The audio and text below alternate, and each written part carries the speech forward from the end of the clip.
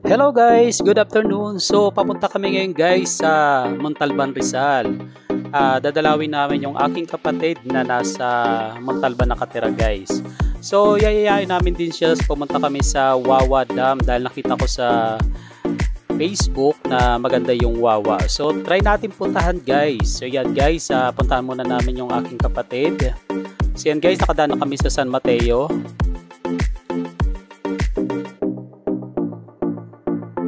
Okay, tuloy-tuloy lang kami papunta sa Montalban guys.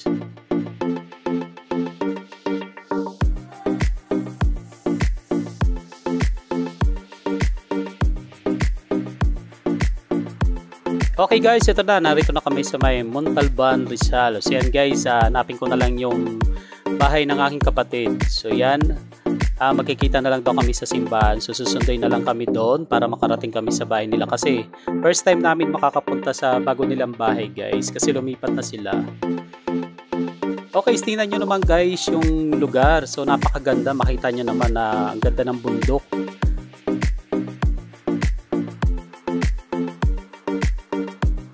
Okay guys, hinintay namin dito yung aking kapatid. So yada guys, cut na lang. So narito na kami sa bahay ng aking kapatid guys. So ito yung bahay nila tinitirahan ngayon. Okay guys, nagmerienda lang kami and then umalis na rin kami dahil sa alas 4 na rin naman ng hapon guys. So hahabulin lang namin yung araw na para ma-picturean namin at ma-videohan yung Wawa Dam. Actually, biglaan ng pag-alis namin kaya talagang medyo late yung pagpunta namin dito guys sa Montalban. Kaya parang sobrang hassle talaga ng oras na ginawa namin. Pero dahil nga narito na kami, kailangan talaga namin puntahan yung dapat namin puntahan. So yan guys, papunta na kami sa Wawa Dam.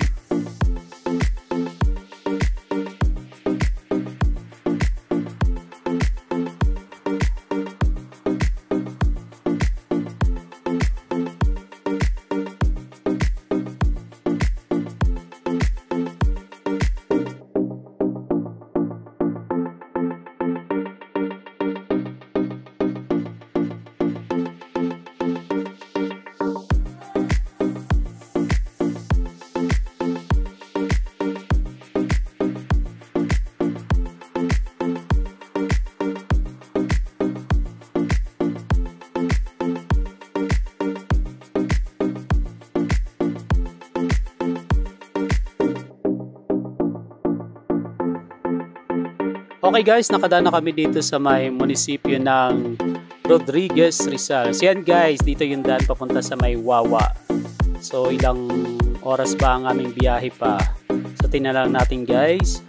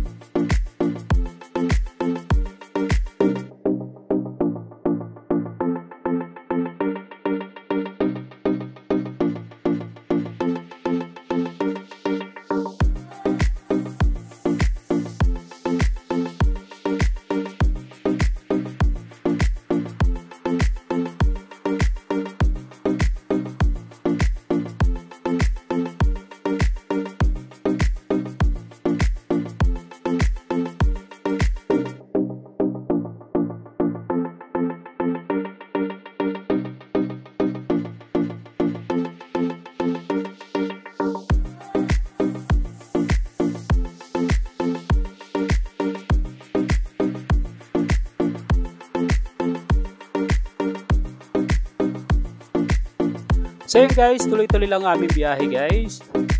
So akala ko malapit na doon sa may Rodriguez yung Wawa, pero malayo pa pala guys. So talagang kailangan namin tsagain na puntahan talaga guys kahit hapon na. So nagpapasalamat naman ako kay Albert at saka kay Lainey kasi talagang sumama kahit medyo late na talaga yung oras. Yan guys. Kung makikita nyo talaga yung daanan, talagang napakataas ng bundok guys, at saka ang ganda ng kulay, green na green. So yan guys.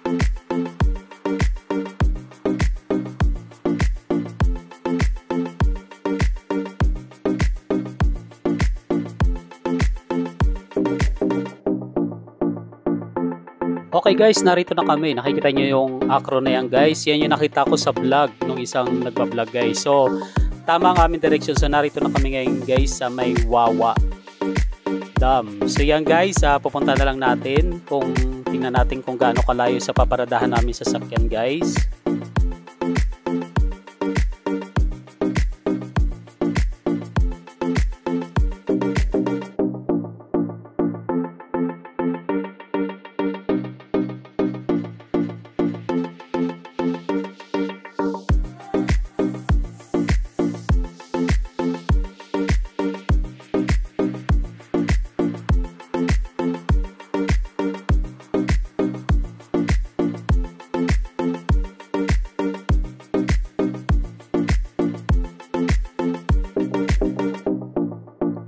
Okay guys, nakarating na kami dito sa may Wawa. So, nagparada kami ng sasakyan dito guys. So, marami mga tindahan dito guys. Halos kabilaan guys tindahan, and then meron din mga paradahan. Talaga nagagawan sila ng paradahan ng mga sasakyan ng mga customer guys. So, yan guys, hindi ko alam kung gaano kalayo pa yung pupuntahan namin, lalakarin namin. So, yan guys, habang naglalakad kami, nakikita naman na namin yung ganda ng view. Medyo nakaka-discourage lang guys kasi yung kabilang side ginawa na rin pala nila ng bahay, so hindi na nakikita yung ganda ng view dahil kabilaan nga po may bahay na siya. Pero siguro okay lang sa kanila yan, kasi kung talagang pumbawal naman talaga, di sana pinaalis na sila dyan ng gobyerno. Pero siguro dahil nga sa pwede sila talaga magpatayo, kaya yan, nakatayo sila ngayon dyan guys. So yan guys, kabilaan din guys yung tindahan dito guys. So kung makikita nyo, hindi kayo magugutom dito guys kasi halos kabilaan talaga may mga pagkain. So yan guys yung view. So ang lalaki ng bato, tapos ang linaw-linaw ng tubig, green na green guys. So ito sa isa sa nakita ko sa vlog guys, yung pinagtaguan daw ng mga sundalo nung panahon ng hapon na gera guys. So isa yun sa ano na yon guys na pinagtaguan ng mga sundalo. So may mga bilihan din dito ng mga souvenir guys kung gusto nyo ng souvenir galing dito sa may Wawa Dam. So ito yung ilog ng Wawa Dam guys. So gusto ko makita yung falls na malaki, yung Wawa Dam kung tawagin nila talaga. So yan guys, isa pa yan sa may kuweba dito. So yan yung pinagtaguan din ng mga sundalo ng panahon ng gera. So yan guys. So pasensya na kayo guys ha, hindi ko alam masyado ang story ng Wawa Dam, kaya hindi ko mai-open sa inyo kung ano talaga yung detalye. So yan guys, pumunta lang kami dito. Kahit goal kami sa oras, okay lang, pinuntahan pa rin namin, at least nakapunta kami dito sa wakas. So yan si Lane at saka si Albert. So salamat Lane at saka Albert sa pagsama sa amin dito sa may Wawa Dam, dito sa may Rodriguez, Rizal. So yan guys, pagpunta kayo dito guys, nakakatakot kasi sobrang taas talaga ng mga bato na bundok siya guys. So wag lang sanang talagang lumindol kasi talagang may posibilidad na talaga matabunan kayo guys, kasi grabe ang taas talaga ng bundok dito guys, na mabato siya guys. So kung makikita nyo yan guys, so parang inukit na lang talaga para maging daanan talaga ng tao yung bato na yan guys. Sobrang taas pa niyan guys, ilang metro talaga ang taas niyan. Malulula kayo sa sobrang taas. Okay guys, kahit alas 5 na ng hapon, tingnan nyo naman, napakarami pa rin pumapasyal dito sa may Wawa Dam. So hindi ko alam kung may overnight sila dito, so hindi na rin ako nakapagtanong guys dahil nga sa sobrang rush na ng aming oras guys. So talagang nag-video lang talaga ako and then nag-picture taking lang kami dito. Siguro mga nasa 30 minutes lang kami and then umuwi kami na rin dyan.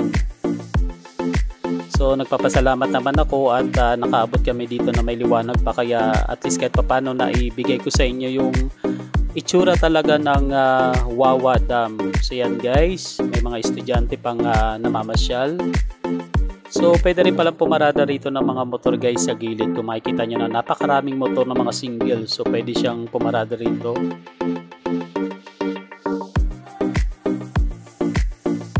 So ito na guys, yung tulay na papunta sa Wawa Dam. Pero kung makikita nyo sa personal, napakaganda talaga dito guys. Medyo nalulungkot lang ako guys kasi dapat kung mas maaga sana kami, makakapaligo sana kami dito. At ma-enjoy namin sana yung oras na mas matagal na dito kami. Kaya lang talagang sobrang rush na yung oras namin. Kaya yan guys, buti na lang at nakapag-video pa ako at nakapagpa-picture kami rito ng maaga.